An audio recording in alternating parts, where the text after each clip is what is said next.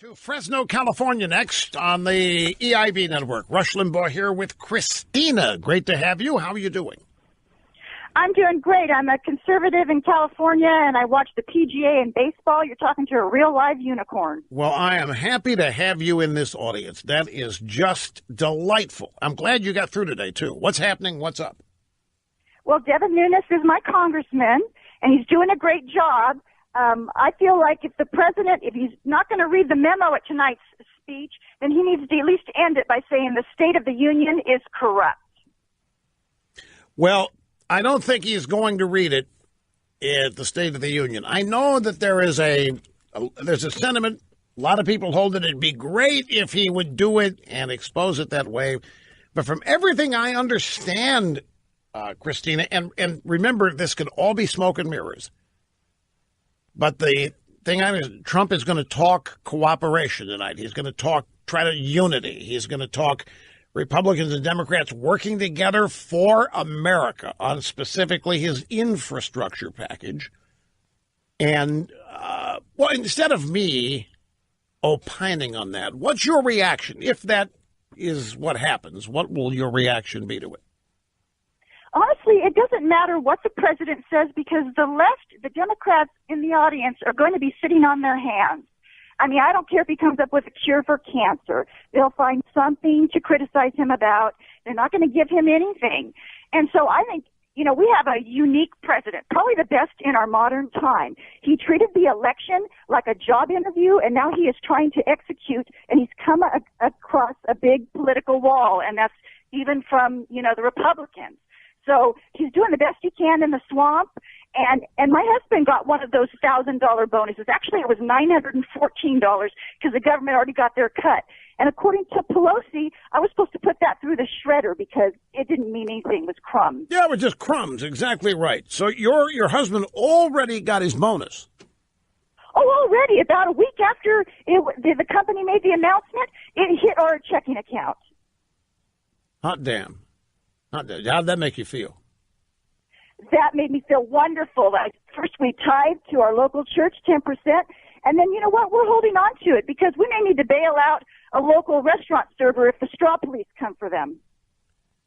Local restaurant server if they come for, what do you mean? The straw, you know how they're banning straws in the restaurant. Oh, folks, if you haven't heard it, thank you, Christina, for the call. There is this madcap congressman. Well, he's a California assemblyman, is actually trying to ban plastic straws in California for, you know, the usual climate change, pollution, recyclable reasons and all that, and who knows what other reasons. And these servers, waiters, can be fined up to $1,000 if they serve straws, if they bring straws. That's why she was saying they're going to hold on to their nearly $1,000 bonus after tithing 10% to the church to be able to help a server who might accidentally get charged $1,000 for giving some customers a straw. Or 6 months in jail. It's either 6 months in jail or a $1,000 fine for serving plastic straws. I did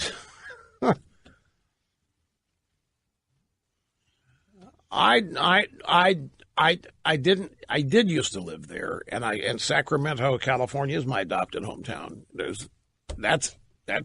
That'll never change. But it wasn't this wacky. When I was there, they were electing Republican governors. When I were there, they were just coming off Pete Wilson. Pete Wilson was governor, then George Deukmejian before that. Reagan was president when I was in Sacramento. California it had not become what it is now. It was trending that way, but it hadn't gotten close. Willie Brown was the Speaker of the Assembly. Is there any chance that California will ever come back? I don't know. Has Cuba ever come back from the... I don't know. Is there a Republican Party that means anything there? Grab somebody number 17, then we're going to hit number 21, and we're going to go back to 18. This is Breonna Keeler. She is an info babe at CNN. And this was this morning on one of their shows. And she's asking the former Ted Cruz communications director Alice Stewart about Trump's first State of the Union address. And here's the question and the answer. Is it even possible, Alice, for him to really make a difference in a State of the Union address when he has evoked such emotion with his off-the-cuff, seemingly from-the-heart comments over the last year? It is possible, and just like baseball, you're only as good as your last game. And I think tonight, he will be on his game, he will be on his prompter, he will be on message, because he has been working on this for quite some time.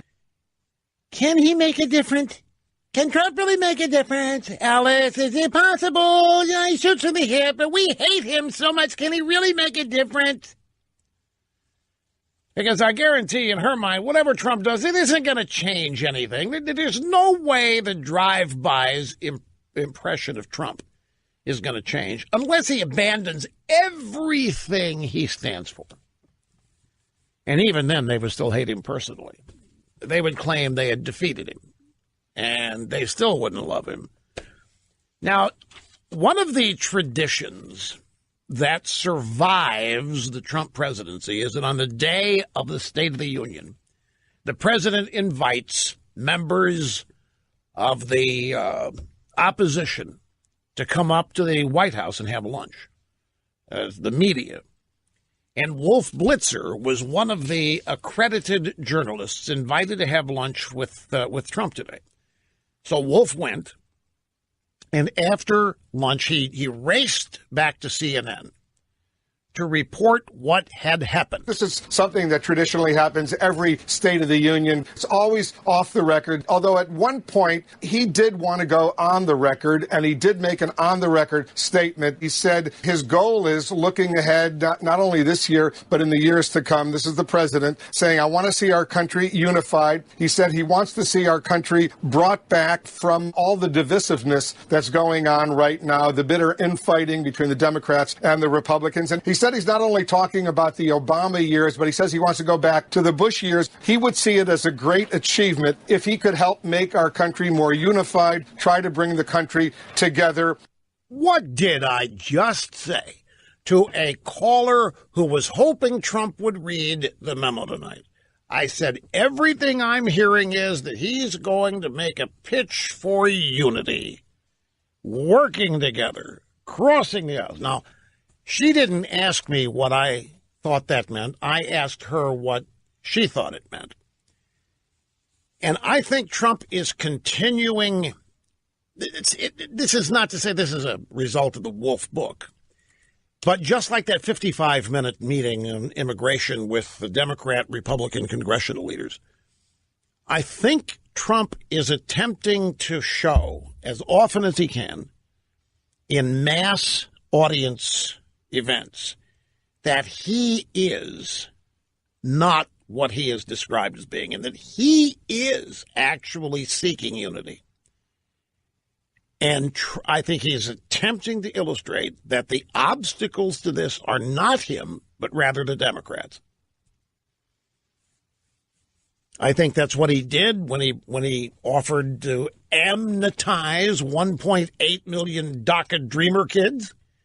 Knowing full well that the Democrats would reject it, he wanted to be seen as the facilitator, the compromiser, or what have you. And the Democrats fell right in line. They had a cacophonous, knee-jerk reaction. No way, not enough. Don't mean it. Not whatever they did, they portrayed themselves as not even interested in compromising with Trump on anything, which they really can't afford to do, given the way they campaigned against him and the way they portrayed him the last year. For them to all of a sudden switch gears and compromise on his initiative, man, would there be hell to pay in the Democrat base. The Democrat base would view that as the biggest cave in their memory if the Democrats start cooperating with Trump. Now, if it was the Democrats acting cooperative and proposing cooperation and proposing issues where the compromise was possible and Trump was acceding to it, then they might not have a problem. But if it's Trump proposing it If it's Trump's initiative and the Democrats all of a sudden decided to meet him halfway, there would be hell to pay. So don't worry about this happening, because it's not going to happen. The Democrats are not going to. The Democrats are not going to forget, give up, be talked out of this objective of impeaching Trump and throwing him out of office next year. It's predicated on them winning the House, and if they can, the Senate. Presenting the articles of impeachment will already be written. They are writing them now. Just like Obamacare was sitting in a drawer for 6 years, waiting for the right moment to introduce it. The articles they probably have been written, and they're just being added to with each supposed Trump outrage.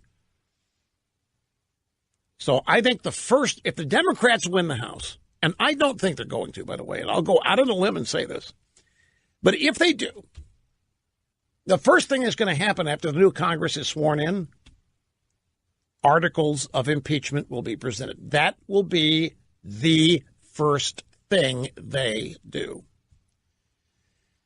As such, the Mueller investigation cannot end.